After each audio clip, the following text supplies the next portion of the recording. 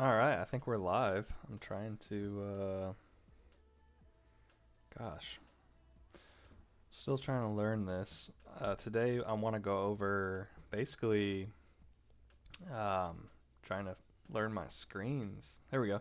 So I'm in the office at my home, and what I want to go over and what I'm trying to stream right now is my marketing department. So just what do I do and how do I go about managing my social media? And it'd be kind of interesting from a property management company to see how we do this because we are kind of in like an old person industry, I would say. And so, us taking it, Stonebrook trying to taking it to the younger age and trying to create more content around what we do as property managers and like how we go about managing property. This video and this live stream is really not about real estate. It's about how I run my marketing department inside of Stonebrook for getting tenants and landlords to finding me and getting to know me. So what we're gonna do is just kind of hang out. I'm gonna show you the back end of my content strategy, and you guys can kind of go around and ask questions. And if you have real estate questions, we can take it there. I'm really just practicing going live, honestly, and it's just so I'm still trying to understand how this chat works. So if you are in the chat, just say something, and I will. Yeah, we are live. Cool.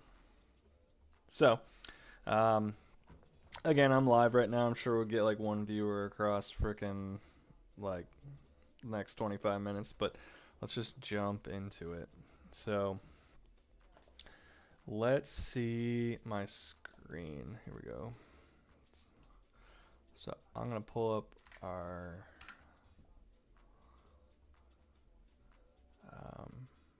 oh, actually, there we go. Let's jump over there. I'm trying to see. I'm watching the live right now on my phone. I'm trying to see the delay. So I'm probably, looks like I'm about 30 seconds behind on the live than I am in real life. Cool. So let's see what the audio sounds like though. Looks like I'm about 30 seconds. Just bumping to some rave music on YouTube. I love it. All right, cool. So this is content strategy right here, guys. Like, this is what my team and I work on. So I have a whole other two employees that help me build out our content strategy for Stonebrook. And like, it's the coolest thing in the world, I think, at least. So this is like all of our content that we've done this month. And we can look at like October, September, and August. I kind of started hiring this team in. I've been going YouTube for a year now. We're coming up, like, this Christmas was when I decided like I'm gonna kind of go hard on YouTube and see what it does for my business, and then decide a year after if it's something that made sense for a longer term plan. And honestly, as you can see, I got this music going, but as you can see, go to my webpage or my um, let's jump to my YouTube channel. So we're live right now, obviously, so it's showing me. So we got, let's see, the goal this year that I was trying to accomplish was getting like 52 long format videos in, and I was sadly shy of that, but I didn't have any intentions of doing short format. And as I grew my team for the marketing department, we've actually surpassed anything I expected to do, and now we're doing lives like what you're seeing right now. So um, let's see, we have 1, 2, 3, 4 per line. So we did 1, 2, 3, 4, 5, 6, 7, 8, 9. So 36, 37, 38, 39. And then we have, so we have 39 long format videos done this year. And what do we have left in the calendar year? Let's go to today. So we have this long going out sometime this week, or did we already post it? We haven't put anything else new. No. So we literally have another long format going out. So we're at 39. We'll be at 40 this week, and then 41. So we'll hit 42. So we'll be 10 shy long format. Um, oh well, it was a good goal to try to hit 52. I think we did a really good job. One long format video a week is pretty intensive for, you know, I'm not doing the YouTube full time. I'm a full time property manager, owner operator of a property management company in Knoxville. So I'm just trying to be realistic. I listen to a lot of the Gary Vee, Alex Ramosi, you know, the mainstream business marketing gurus, and they're trying to tell me to put 15 pieces of content out a day, and it's just, we're gonna get there. I just need more help. Based on the amount of time I want to put in. If I wanted to put in more time, could easily achieve it. So no excuses. So switch over to the board. So we basically run everything out of this Trello account, and Trello's free. So if you're trying to run a small business or just understand how to organize yourself, Trello is a great platform. I actually learned about this back when I was working for Rebuilt, which is like a wholesale company. I'm not sure if they're still alive or not, but we use this for all of our off-market acquisition leads, and it was super smooth and easy. It's not the best for like communicating and texting on like leads, but it's good for like a team that's like trying to project manage. So I have my two other guys up here, and we all work within here, and basically we have it built out where, you know, my guys are always looking for like new things that are hitting the market for Knoxville landlords on the news, on the TV. And let's switch over screens, or let's split two. So basically, I'm going to make sure I'm showing you my dang screen.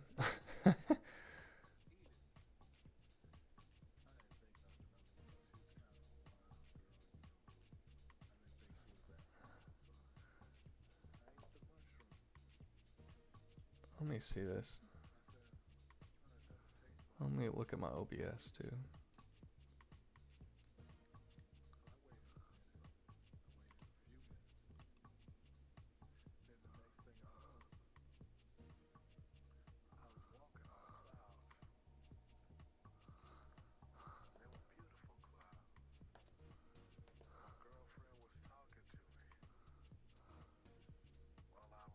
Yeah, okay. Sorry, guys.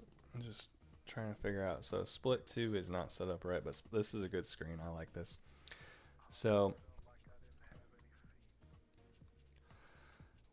where were we? I'm trying to talk on, you know, just what we do in general on marketing. And so, again, my team puts some local news stuff up here, and if I want to create content around it, I can, which is always nice.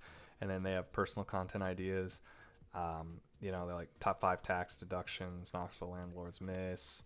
Uh, you know, that's a short. And then we have a short for like, what's your management fee structure? I'm going to build that out sometime next week, because what I do is I film one long format and then one short per week, and then they'll clip my long format into 3 to 4 shorts. So we'll get this short independently, and let's say 4 out of this long format. So we'll have 5 shorts a week within this content, and then one long format. So and then that'll get posted across, you know, YouTube, Instagram, TikTok, Facebook, and we're looking into LinkedIn. Right now, we're not doing it regularly, but those are kind of the places we're trying to put out content. And I like YouTube the most, because it's like just a really good resume for me to be able to send somebody a link and say, hey, check me out. If you like me, great. If you don't, like, don't call, because this is how we run a management company.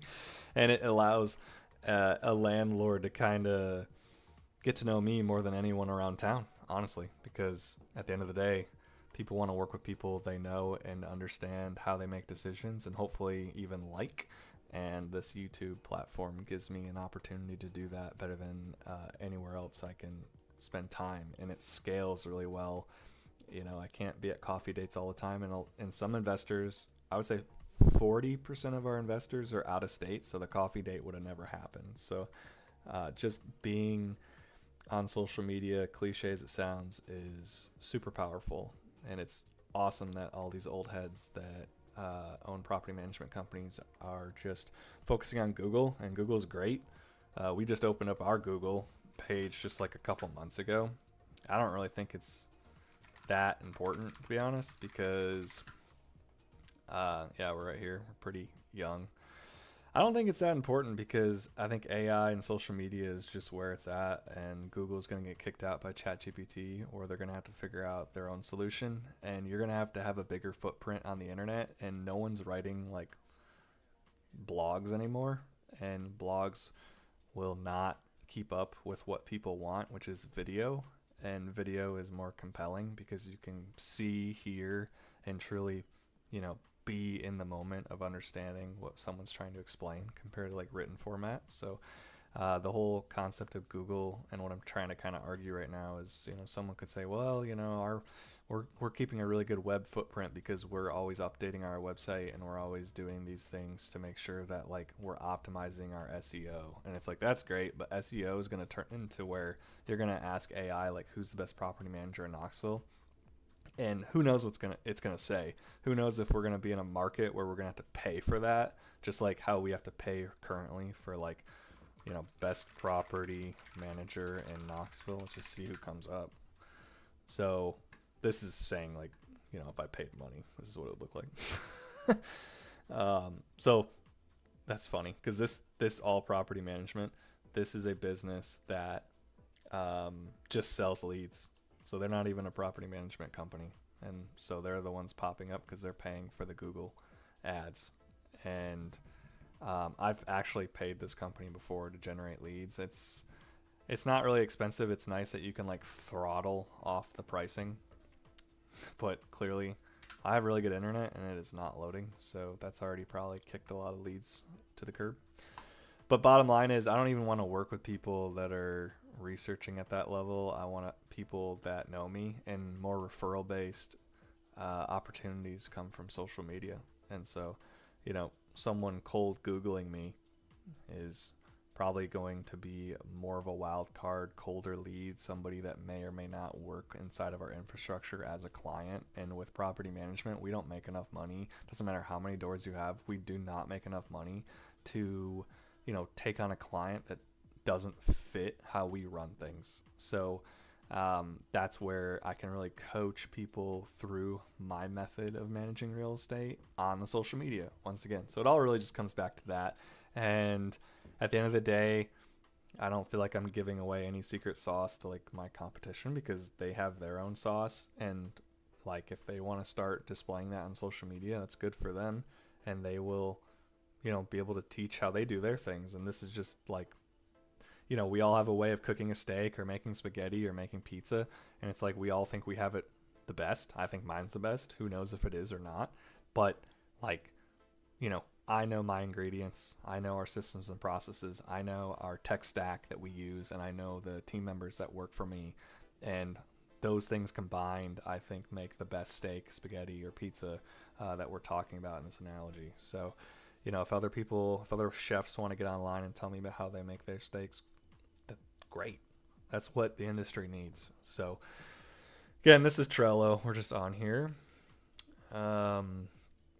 So this is like for approval. So I actually have to go through all this content. I have not even like seen any of this. So this is our most recent long sales call that I recorded, and it stunk because I was recording it at this desk, and basically the audio didn't pull because I was using this headphone to talk to the client, and so it wasn't also recording on my software because I couldn't use the mic for like two different pieces of software, or at least I haven't figured that out yet. So I'm still trying to figure out how to like record a sales call but then also save it. We did one successfully over at my other desk over here to the left. the other week, and that one is actually like textbook quality. How I like a conversation to go and how I like to teach people, and you know, we're still working on that deal actually, and hopefully that turns into a conversion for us, and we can help that client. But uh, furthermore, just trying to figure out how to get all this technology to work and get more content out. So this sales call, I'm kind of nervous on the quality, but my guys that edit, they're good at what they do. So let's see what we got. I'm gonna actually mute that.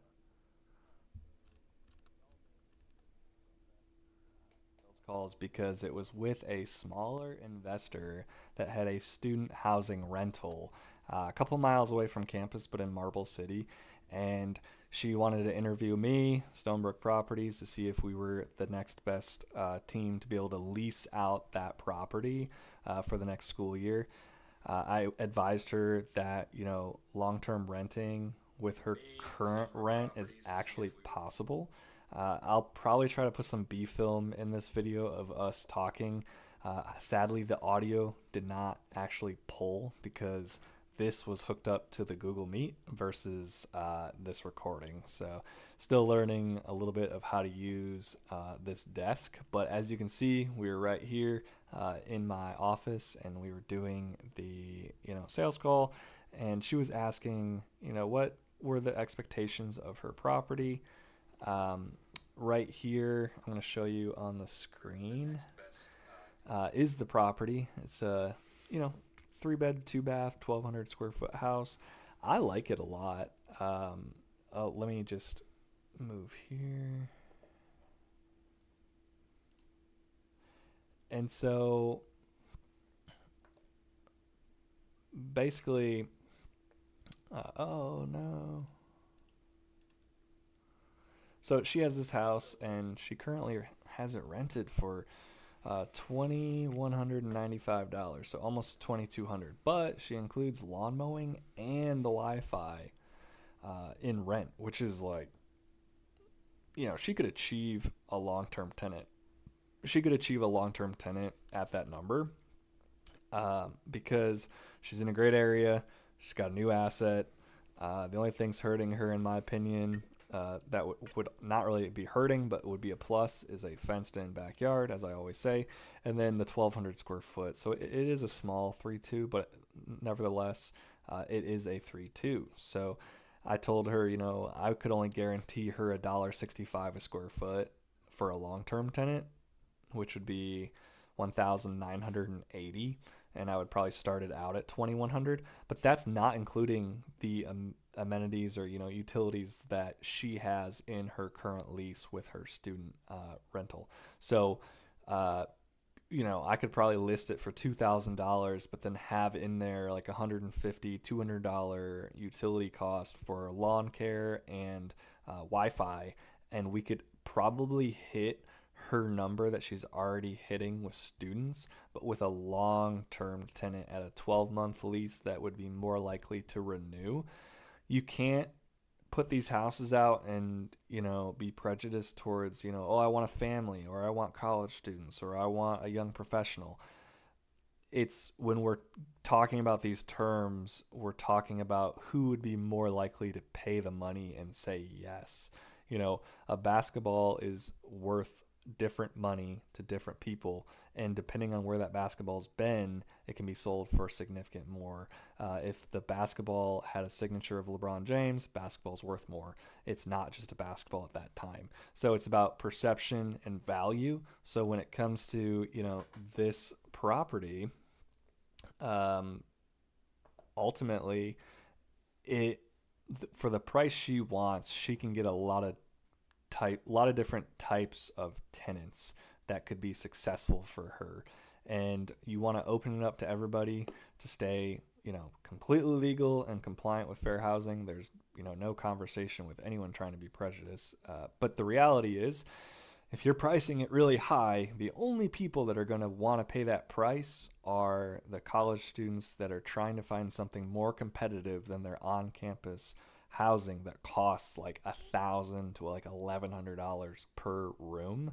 and hopefully we could achieve, 758, and on the high end, $850 per room. I quoted her $750 being the lowest number that someone that's going to University of Tennessee or LMU, someone around the community would wish to pay, and that would be, you know 750 times 3, which is 2,250. So $55 more than what she's currently getting is what I said the minimum expectation of my job to go get her a lease with that number on it.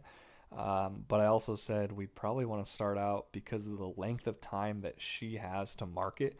She currently has tenants living in the property until May. And so we can pre-market this, show it to we can show it to people while the tenants are living there, and then typically college students are looking for a lease to start around August. So we have, right now we're in December, it's not even Christmas. So we can put this out for a really high number, work with people that are trying to be proactive about the 2026-2027 school year, and execute a lease where there's no loss of cash flow. That's the optimal play here. However, if she wants to get more into the long-term game, finding, a price that more people would be interested in living long-term. So, people that are looking to live rent for 5-10 years is ideally the customer you want, assuming they treat the property correctly.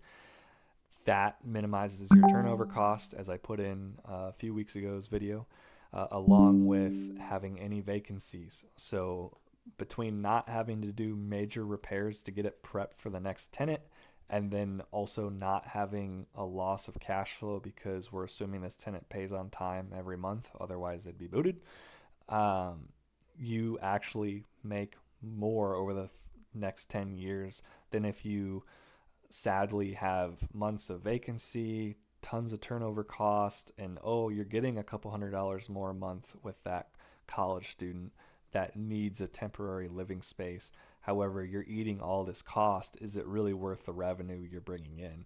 With her expectations, the conversation really can go either way. Looking at the property now, as I said, $1.65 is minimum that we could get her for a long-term tenant. So the general market is what I'm speaking on, would pay that rate at $1,200 a square foot, which is $1,980.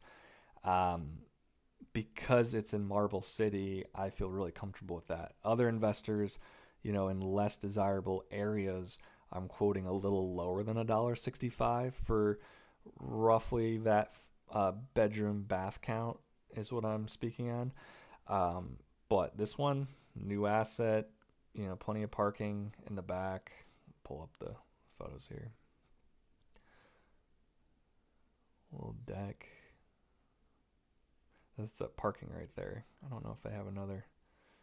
But smooth layout, something that a lot of people are looking for. And if you're under $2,000 a month, let's just remember we have a big rule at Stonebrook. If it is under $2,000 a month, there is a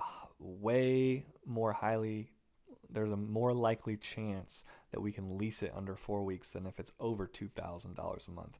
And that's because, let's take the magic number $2,000, multiply it by 2.5. What does that 2.5 represent? It means the income that we want to see to be able to easily approve an applicant. And a lot of landlords are leaning more towards the 3 times income. So I'm being, reserved in this number. So,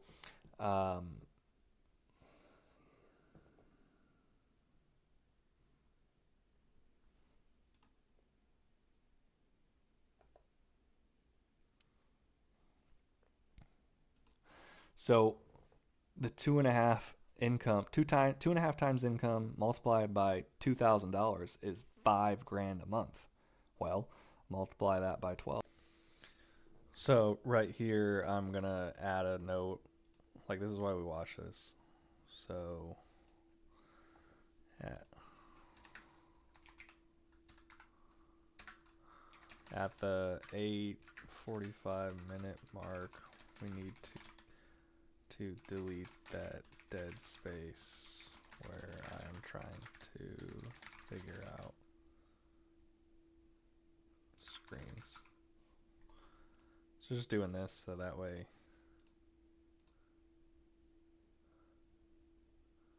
we can cut it down. Because even this, like this is like, I'm not doing anything right now. We gotta cut that down. It's not entertaining enough. So just making those notes.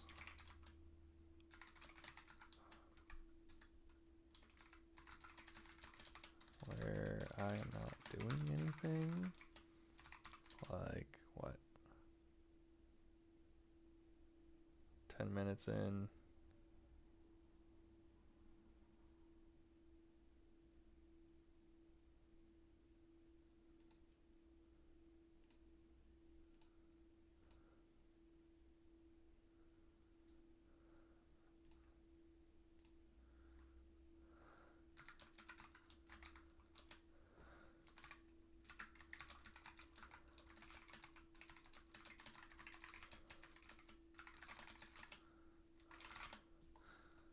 Just gotta work on that. So I'm gonna unmute.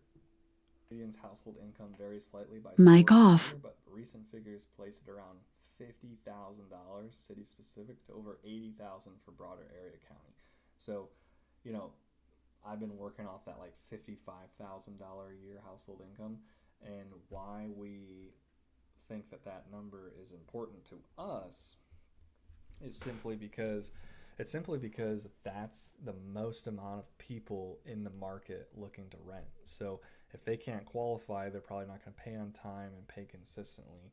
And so when we come down to the performance of the property, you know, your customer paying and being available in order to wish to pay, so the demand and the supply of our customers, meaning how many are there, most of them are making 60 grand household income. So we want to price things accordingly for those families, those households, and those people, whether single or, you know, multiple people in the property, can afford and wish to rent the property. So when you're going over 2,000, which a lot of the rentals we have are over 2,000, it's not to say it's impossible. You just need to know if it has that extra oomph that it should demand over 2,000. That can be square footage, bedrooms, location, multiple variables. But with hers, because of location, how nice the asset is, and she does have 3 bedrooms, we are significantly safe to say we can get over $2,000 with her property on a long-term lease. She also has lawn mowing and Wi-Fi, willing to give that away for quote unquote free inside of that price. So we can certainly achieve those numbers. When she's looking at trying to get maximum number, the customer willing to pay the most is a student that's going to the University of Tennessee, wishes to be about 1 to 2 miles away from campus. So when we price it significantly high, that's the most likely lead to hit into our CRM for us to nurture into a showing applicant, soon to be tenant. So what is that number? And that's where we have the conversation of, man, you know, low end 750 a bedroom, so times 3, so 2,250. High end 850. So be careful about how you scale, because if you scale of properties, and it's because we do long-term property management and that's all we do. So me, so either way, rent's due. So pay up, buddy.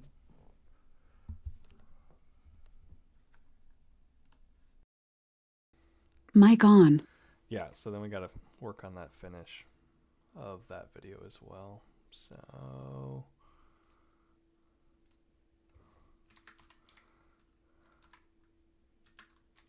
let's say rent is due at end. Let's do a graphic and end video there. Thanks.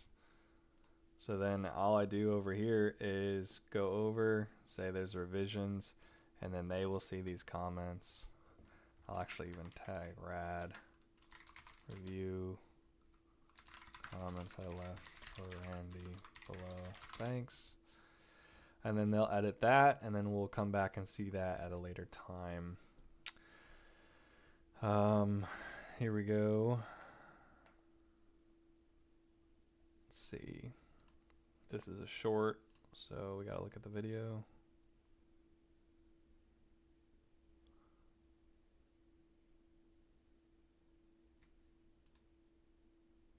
Oh, sorry, right here, part 1. Knoxville landlords, how many steps do you have in your leasing process? The more you have for your applicant or lead to follow through and click and submit information, the less leads you're going to have, the less showings you're going to have, and the longer your unit will sit on market, I will be honest. Which is why on my long format YouTube video I put out a couple weeks ago on the day in the life of a leasing agent, you learn we do a lot of no call, no shows, which is not me not showing up to the property, it's the lead. And why do we allow that? We allow that because we know that is an indicator that we are doing our jobs at converting all interested parties to get to the property. And because we are there and they don't show up does not mean we need to change our process, because the other extreme is us requiring somebody to double, triple, quadruple confirm they will be at the property. We ask all these questions on their credit, their income, how many pets they're gonna have, all before they show up. And all those questions and all those steps will slow them down, push them to look somewhere else, because they want fast capabilities of seeing the property. And it's that simple. If you have anything that's keeping them away from just clicking a button and saying, I want to be there 4 p.m. tomorrow, you have created a lack of conversion. And you may like that. In a market that has high demand, it is good to have high qualifying questions that can confirm or deny their ability to view the property. But in markets where you're struggling to get enough leads, you shouldn't be picky, because beggars can't be choosers. Get the people to the property, figure it out from there, see if the opportunity is something your landlord wants. That is your job as a leasing agent. Yeah, I like that video. I like that hard cutoffs, because you'll probably just keep watching it, and those are things that I want to have happen. So I just approve it right here, and we're good. Let's actually check out the second step, phase 2. Do not think that being picky and showing the property less to well-qualified people is a better option. Most people don't even know their credit. If you're going to approve somebody at 700 credit and they think they're at 650, and then you pull it and you find out they're 750, that's a great example of people answering questions they don't know the answer to, and then you denying them because you think that they're more aware of their credit than they are. Good example, when I sold cars, people would come in and they would be nervous about whether they would be getting approved or not, and they thought that they had really bad credit. And there was oftentimes we'd pull their credit and it was 50 to 100 points higher than they expected, and we actually got the deal done through the lender. And so it's the same thing in leasing these properties.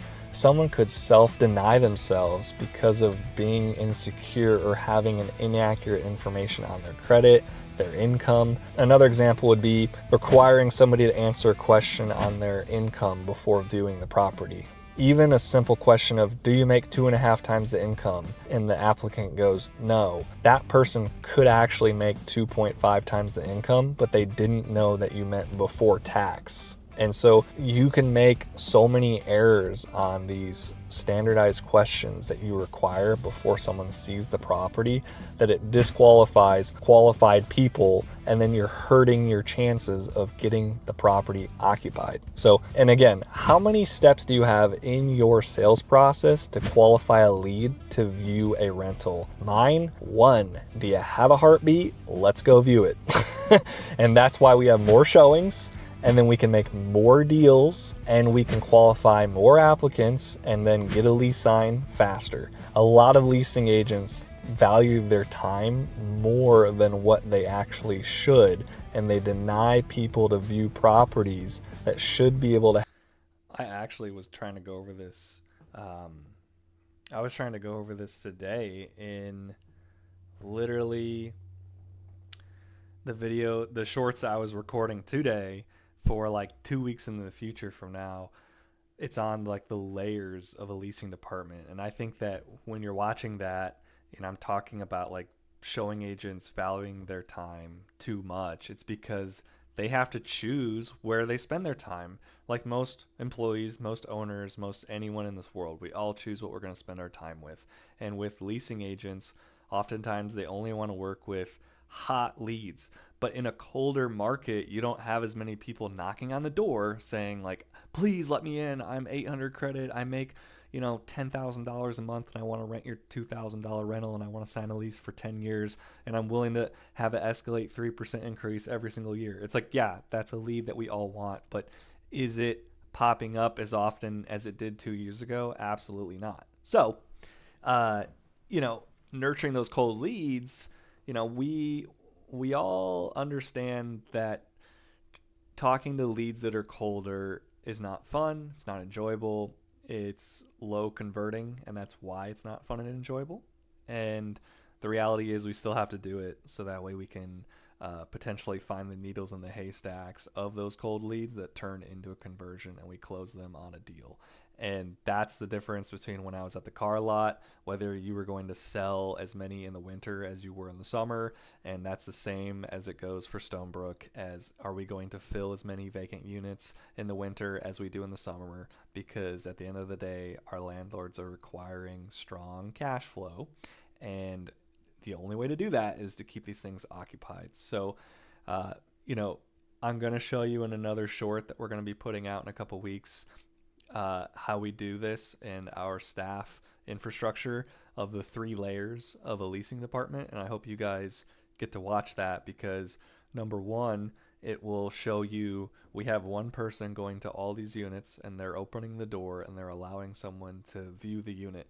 But all that drive time and all the time opening the door, if that is your entire leasing department, you have no one nurturing leads, you have no one filling out applications, you have no one filling out leases, and ultimately you don't have anything moving forward after the showing. And so most property management companies have a property manager that's solely focused on everything over a property, and they just rack up saying, "Hey, Mr. Property Manager, can you handle, you know, five of, or sorry, can you handle 50 of these houses?" And the guy goes, or the girl goes, "Yeah, it's easy," because most property managers actually focus over 100, if not more, solely by themselves. And we're only siloed into the leasing department and talking about how unrealistic it is for one person to nurture leads at their desk, fill out and file applications, review them, sign leases, and get payment set up so that way a well qualified tenant can sign a lease and move in and make payment,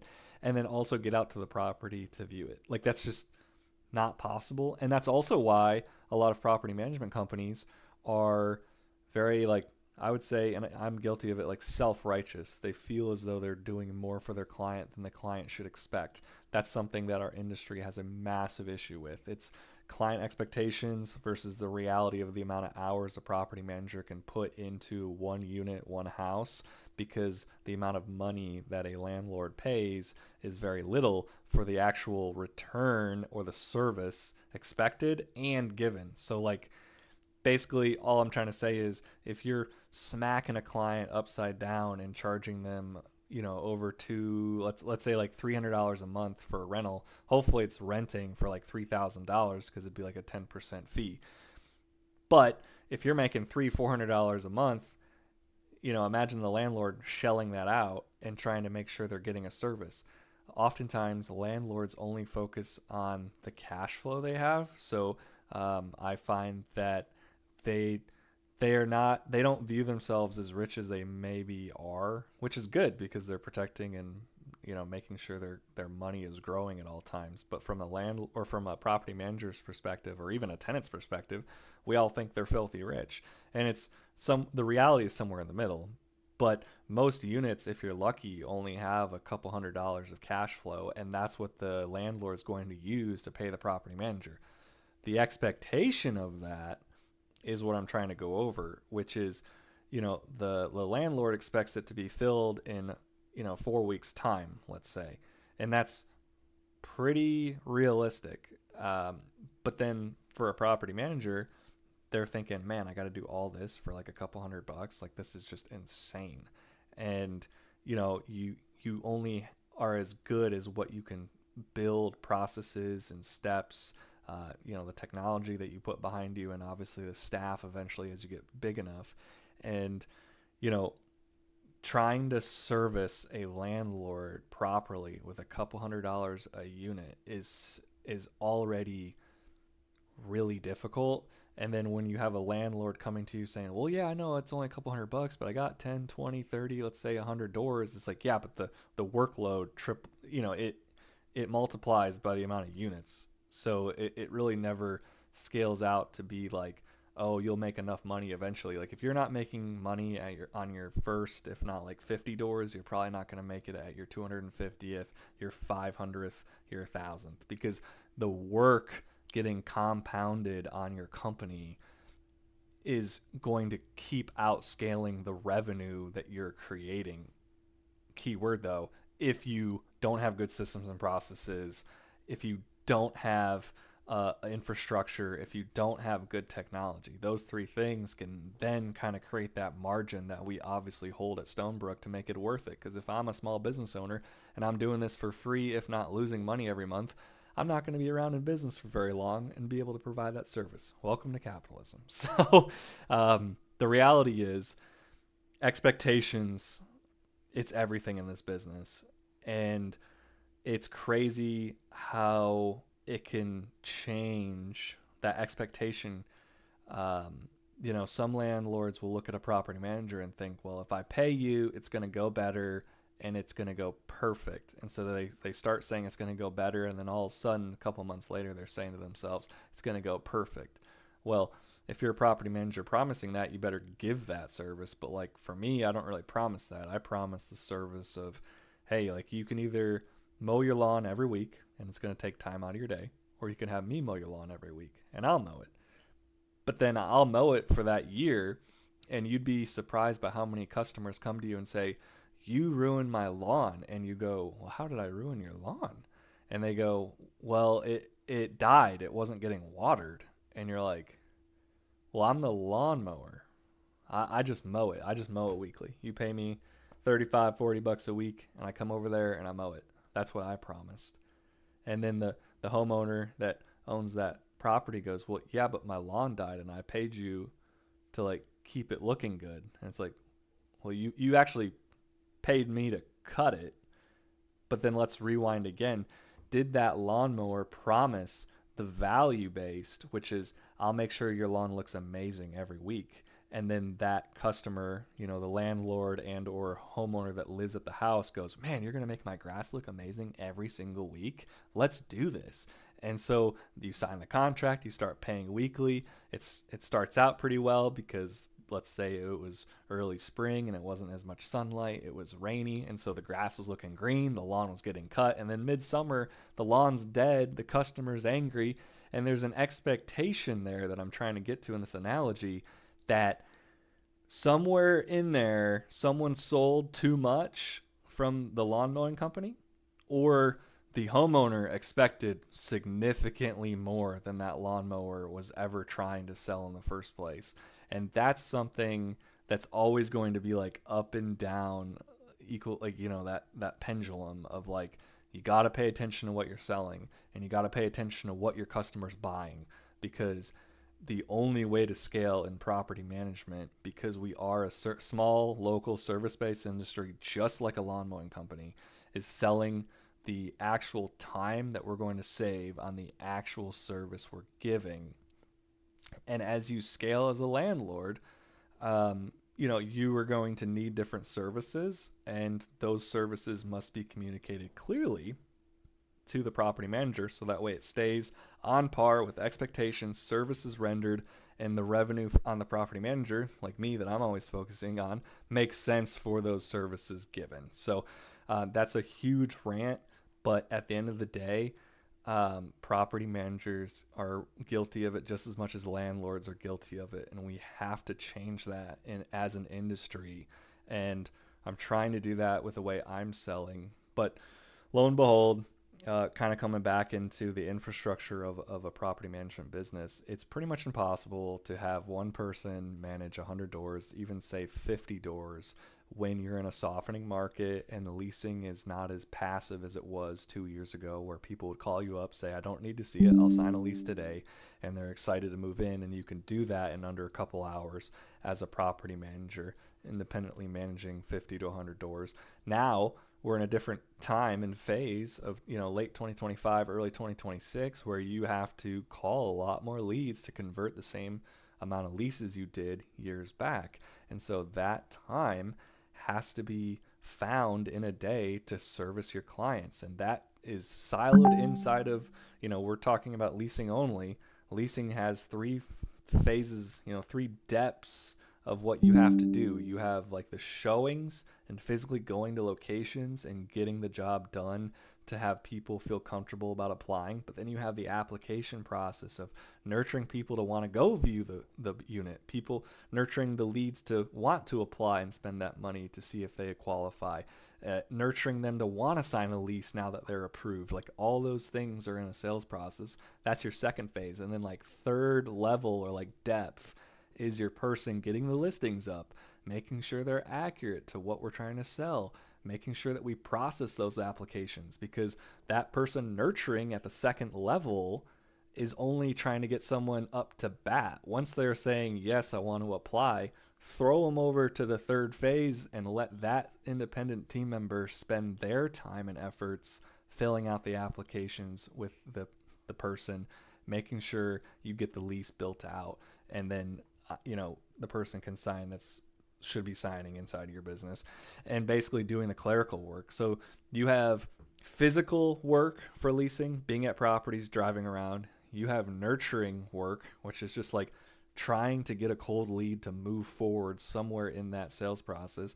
And then you have the secretarial work, which is just filling out paperwork that burns time from someone driving around or nurturing leads. And if you don't have all three of those phases, you're pretty much cooked for having a strong conversion rate or being able to get online and saying your leasing department is the best in the local area. And that's, those three phases or those three levels, I'm not sure what to call them right now. That is Stonebrook. That's what we're doing right now. And, we have 3 people in our leasing department outside of me. So I'm the 4th person that reviews leases, reviews listings, making sure we're compliant, making sure these things are accurate, and making sure I'm approving people that are above our standard and signing those leases. Like that's 4 people in a leasing department, and we manage 250 units.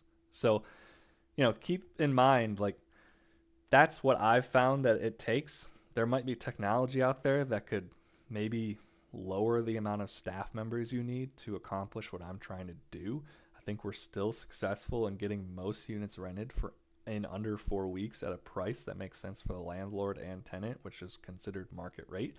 And I'm kind of excited about it because we're now at 250 units. We have a great profit margin, and we're going to scale this business to 500 in probably a year to 2. And it's going to be a really exciting time. And we're going to keep that level of service because I'm just going to duplicate my current staff for the next 250 units. So it's like I'm finally at that time where I can put a bow on it and say, yes, that's a good product, that's a good service.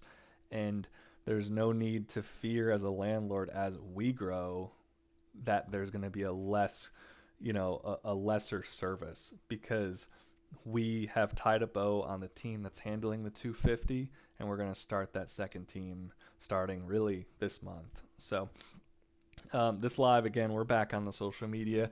I appreciate y'all watching. Let's finish this one out. I just want to kind of get involved and talk to you about, leasing departments, because this short, how many steps do you have in your leasing process? It's a big thing, and that's a separate conversation than what I went over just now, but all of it directly impacts the landlord. So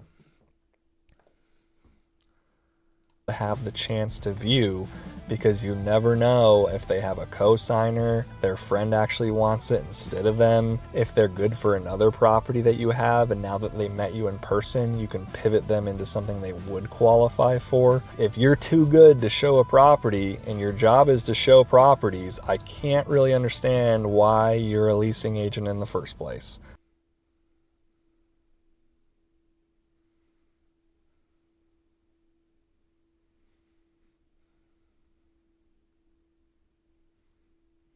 Alrighty, so let's jump out of this. That one's really good. So both these are really good. Sorry, my team's talking to me. I'm working at the same time. So we're done with 17 short. I've done edits for that. Repurpose 9. Let's see. Early lease termination. So early lease terminations are not a good thing, but it's better than what this property could have had happened, which was an eviction. So if you don't communicate with tenants enough or properly, however you want to say it, you can put yourself in a worse position than you need to be. This was a story where the tenant stops paying rent, and if we played the chess pieces incorrectly, they could have tried to squat and made this a longer process for us than we would want. So we're always trying to negotiate and make things turn into better situations. This one went from the worst case situation, a long, violent, expensive eviction, and we dropped it all the way down to just an early lease termination. So we did collect the rent that was due up until the day they left the property. That one's alright. Audio is kind of crappy, so we gotta revision that. Looks like you have been trying to solve audio, but if there is any way to make it clear, it would be best. Thanks. And then Dan video topics. So these are just like all the topics that we kind of have talked on, and trying to come up with new ideas. Handling difficult tenant conversations, landlord-tenant disputes, and mediation, creating emergency preparedness plan, policy highlight why mandatory renter's insurance policy saves you thousands, our 5-point inspection checklist. They're all good stuff. And I like that one, so I'll add that, and then he can basically see that I am willing to make a video on that. I'm not a big like flower pot kind of guy to try to tell someone like curb appeal. I mean, if it has to be a conversation, I think we're like well past, doing business with that person if they don't like making their property look that good. Yeah. So jumping out of that, and then these are lead magnets. So this is like low-key kind of some stuff that I might be running some ads around. I really believe in putting out value, giving people things so that way they want to, engage with Stonebrook. So we'll run some meta ads around this, like the 5 lease clauses Knoxville landlords must use to maximize annual cash flow. I'm not going to show you down the live because I've been working pretty hard at this link, but you can download it for free if you see one of our meta ads. And then the Knoxville landlords compliance checklist, once again, something we've been working on, and don't want to give too much value on this live and get you all excited. And then over here is just all the stuff that we've already done, which is really cool. And I have an incoming call, but we're gonna push that out. And from there, that's really like how we do things. And I filmed my long format this morning in another short, which would be when I put that up. Where is it? Where is my stuff?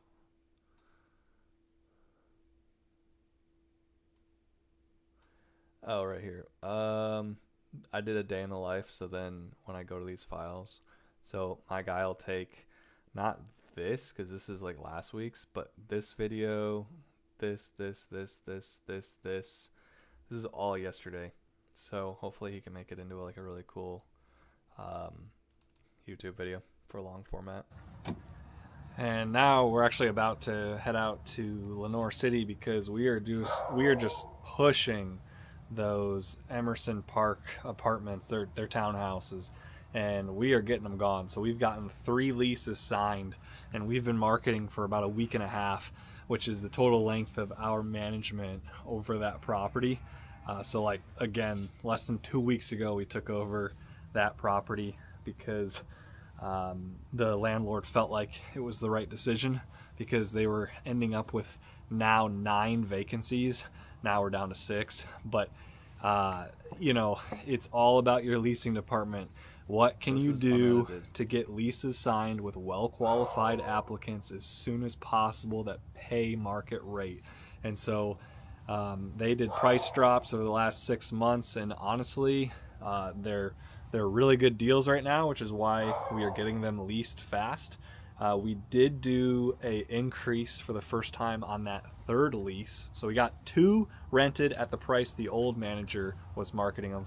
So this is sneak peek of, I think we're like 2 or 3 weeks out. This will be the long format YouTube. 2, and then that 3rd lease we got rented for $16.50. We're gonna do another one this afternoon, hopefully, with the 2 showings I have. So one of them virtual, so I'll FaceTime, show the people the property, and then I'll have another party physically be there for the viewing. And hopefully we'll get a 4th lease signed out of that, and that'll be the final one we market at $16.50, because we're gonna go and try to achieve $16.99, $1,700 rental rates. And that's really where the rubber's gonna hit the road with, if we're going to really get what our landlord wants out of their expectations of cash flow over the next 12 months, is like, can these units, you know, attract well-qualified applicants in a, you know, decent speed of time, you know, under 4 weeks, at $1,700 to even maybe even $1,800 a month. And I don't know, you know, I think it's possible, so we're gonna try to go achieve it. $1,750 to me is the pulse of, you know, well-qualified tenant, finding that unit attractive and signing a lease, and you know, a time length that we think is appropriate, under 4 weeks. Anything higher could end up meaning, you know, you could still get it for the first year, but then they don't see the value after living in it for 1 whole year and they leave. So non-like a mortgage, people are only tied to the rental for the length of their lease, and most leases are 12 months. So, you know, you can get somebody that's really excited about the unit, they move in, and then it's not what they thought it was. And that could just be like, oh, they didn't realize there wasn't a garbage disposal, and after a year they're thinking, man, I'm paying $1,800, I'd like to have a garbage disposal, and they go on a Sunday afternoon with their girlfriend, boyfriend, or whatever their family member is, and realize that that apartment complex across the street has it, and then all of a sudden the deal's getting made without our ability to defend it, because people are paying at rates potentially above or at what the competitor has, and they may have a better asset than us, which is what I'm generally going over right now. You know, you have just as much risk overpricing something as you do underpricing, and I've gone over that before in our videos. But you know, it's just interesting to me. Even if you have a well-qualified tenant that wants to pay over market rate and move in a speedy time frame, and they say they love it, and they live there 6 months and they pay rent on time, maybe 9 months into the lease, when we're trying to reach out to see if they're going to renew, they have some other opportunities, and that creates vacancy. And so when you start pricing these things, you want to make sure that you're trying to create a price that someone sees the value, the landlord gets optimal cash flow, but hopefully you're not having to market that unit every single year, because like we said in other past videos, vacancies are the #1 culprit to loss of cash flow, and that's lost rent, so indirect costs, and direct cost, meaning your turnover, all of the repairs that have to be done, because nobody wants to move into a dirty unit or a damaged unit, but everyone leaves with some tracks on the floors and on the walls and everywhere else. So it's cheaper to have someone stay than to try to acquire $50 more on a unit. But I digress. We will get out. We're going to head out to Lenore City right now, and you'll see us next time on camera while showing the units. Dang, that was actually really good. That's crazy. That's a really good video, and that's just one out of like 5 of the day, because we're kind of doing a day in the life with regards to property management. Kind of want to see, these are unedited. I just kind of want to see what they. This up here. That way we have a mic. All right, welcome to the car. Welcome to the office. We are here trying to get some stuff done. Like, again, most of my day is literally managing my staff at this point. So that's kind of the beauty of being an owner-operator of a property management business. Like, I'm the property manager to the outside world, but internally I have about 7 team members across leasing, maintenance, and billing that can help support the properties I manage for our clients. And because I'm in the weeds every day, it allows our level of detail per unit to probably be a little bit better. And I watch a lot of podcasts. I listen to a lot of podcasts because I'm always in the truck. And the thing is like, you realize that most businesses actually don't provide anything that special once your CEO is not the owner, which is like kind of like this concept that I'm constantly trying to understand. Like, is that something I want to pursue? Do I want to scale this business into something that is passive for me? I don't like the idea of a business that's almost like purchased from some mega hedge fund. You know, think of like a plumbing business that used to have more of a homegrown feel to it, and then it got sold to a big corporation that took on all the accounts, and it's like it probably lost a lot of its customer service, attention to detail. That plumber that was smaller probably found solutions that were less expensive than the profit margin focused big corporation that's just trying to convince most homeowners to redo all of the plumbing compared to just fix an arm or only do this in the bathroom, like a quick fix, helping your neighbor type business. And it's like, you got to make money. You know, I'm not out here just like, you know, making zero margin and loving it. That's not like the goal. It's just, how can you be the best property management business in Knoxville? And there's this double-edged sword where it's like, if you believe you can scale this to be nationwide, then you also probably would believe that technology will take our jobs, which is a scary concept and also bold, exciting concept at the same time. But if you believe that it needs to be at the hyper-local level, like most realtors believe that their jobs are as well, I'm convinced that people will either think I'm crazy and dumb, or I have like some pretty good thoughts, and I'm just saying that. Because you know the market, you know the families that need to buy and sell in the area, then it kind of creates that security and that like purpose and value and leverage you have as a local investor, property manager, realtor. And then it also makes you feel like you can give that better service. And so rewind to just simply talking on if I want to pursue building this business into some mega corporation. It gets exciting when you think about building like a big company. That's like a cool, you know, goal. But then everything else underneath that, like big cloud concept of building a big business because you want to know if you can do it or not. Everything underneath that is like not really satisfying to think about, where it's like, oh, like someday maybe not all of my employees will know me. It's like, well, do you want that? Because like, I don't know if I want that. Like, do you want to be just a number to your team or not be known? Or, you start seeing past the goals of most small business owners, which is like, I want to scale out of the day-to-day and manage my team. Well, I'm already there. That's what I do every day. But the next phase of business is like, are you going to build this into something that can basically fire you from anything? So meaning it's completely passive. And like, again, sounds great. I don't know though. And right now, being an owner operator is like fun because I get to hang out with my team members, and they're probably, other than my wife, the only people I talk to every single day. So it's like, why would I want to be even more siloed away from society? That's just like crazy. Because speaking on that, it's like I'm out here, get to hang out with Seth, who's filming me right now, and it's like we're playing hooky from a school that I'm not in anymore, which will be like the 9 to 5. And it's like you realize, like, when you get your freedom, it's not really worth anything unless you have like people with you.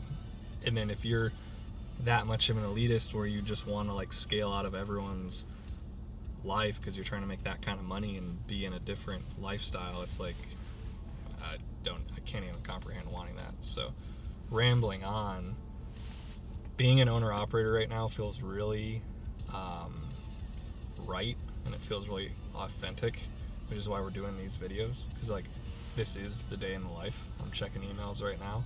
I'm dealing with currently we're dealing with our company we outsource our applications through, so like our income verification, our credit, our criminal backgrounds, all of the stuff that we require somebody to fill out, so that way we can review them to see if they're going to be a good tenant for our landlord or not. They billed me like 3 months in advance all of a sudden, so I'm trying to solve that problem. And even though it's not directly impacting a landlord, it will, because this company does facial recognition, which is the only company I've ever found that does that. So what that means is that if I can keep good relationships with this company and they don't charge me up the wazoo all the time for unnecessary charges, we will continue to use them.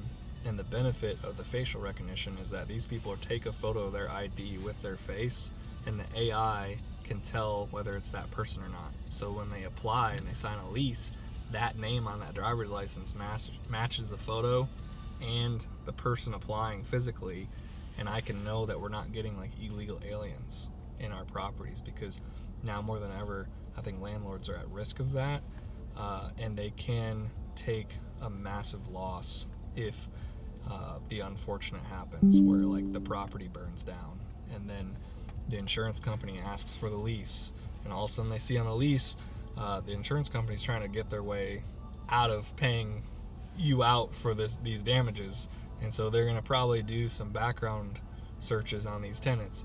They find out they're illegal. Property manager may have not used this technology, so they thought they were good to go. Lo and behold, the people on the lease don't match the identifications that were approved, and you are out of luck, because the insurance agency is like, well, we're not going to allow you to lease a house illegally because it's illegal to house illegal aliens, and then like that insurance company's not going to pay for that house being burned down, like, because you broke the law. So you breaking the law as a landlord, even though you don't think of yourself as someone that would break the law, you just did, and now everyone's crap out of luck because you got a burned down house with no insurance policy probably backing it. And that's just, from my own made up story, and who knows the likelihood of that, but honestly, that's one of the reasons I could see that happening, and that's why I use this company. So I'm just trying to make sure we stay in good arms with them, so I'm trying to respond.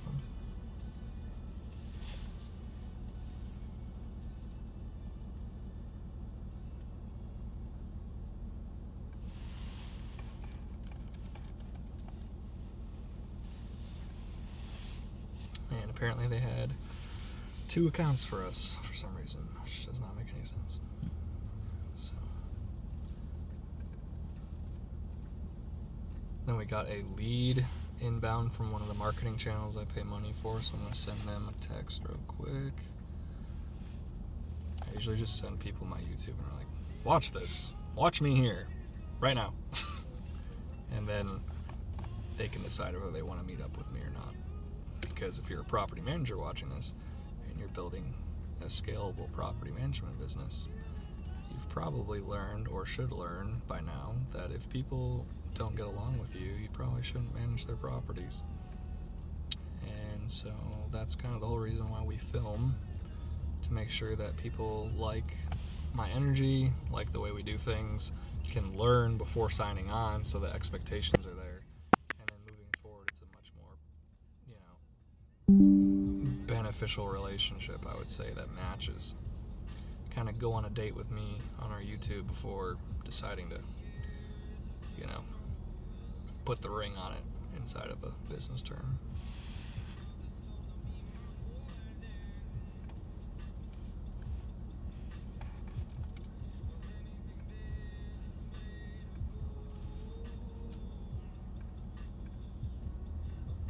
This guy's name,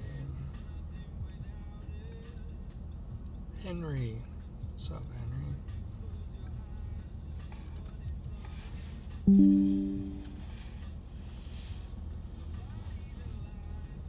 Sweet. We're all good. Well,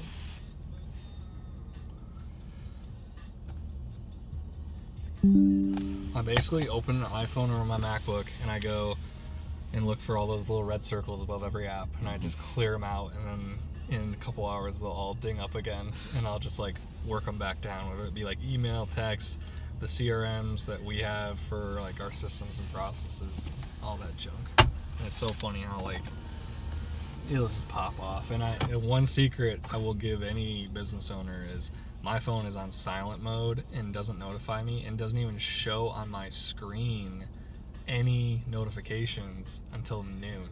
So that way, until noon, I have sanity and I have my life, and anything that I have to do that's planned can be done in that time frame and not be bothered.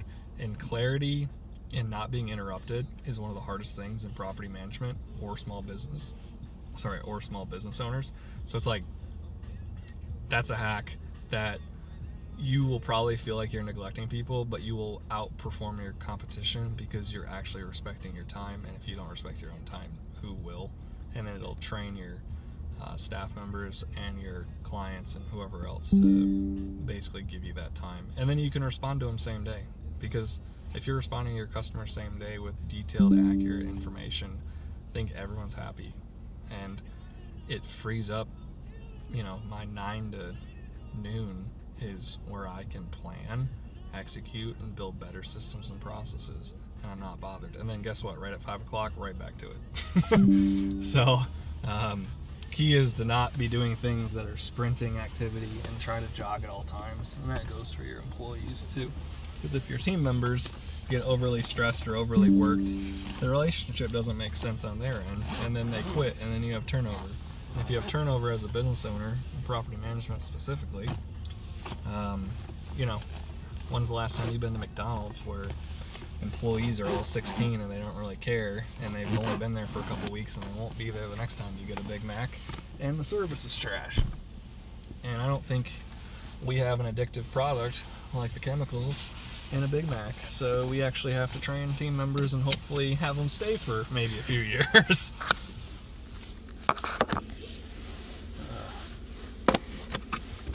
Let's see. Dude,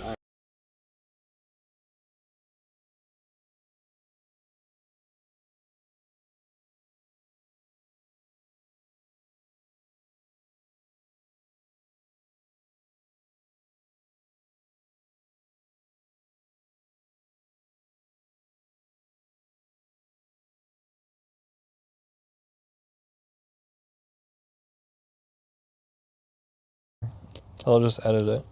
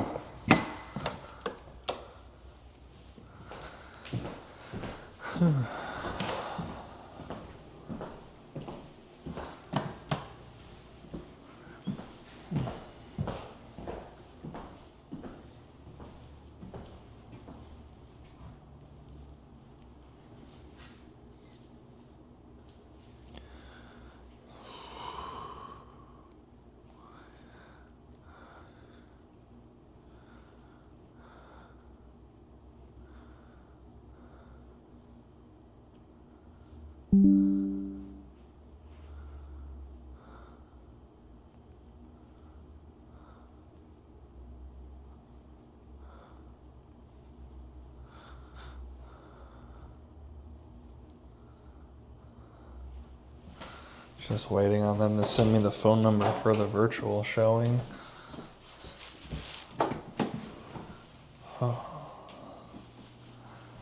I'll be right back and make sure these lights are on.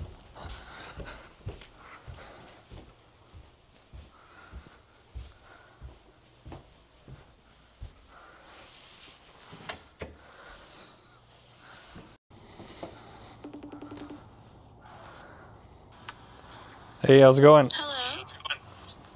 Hey, who's this? This is Daniel. We had a showing scheduled.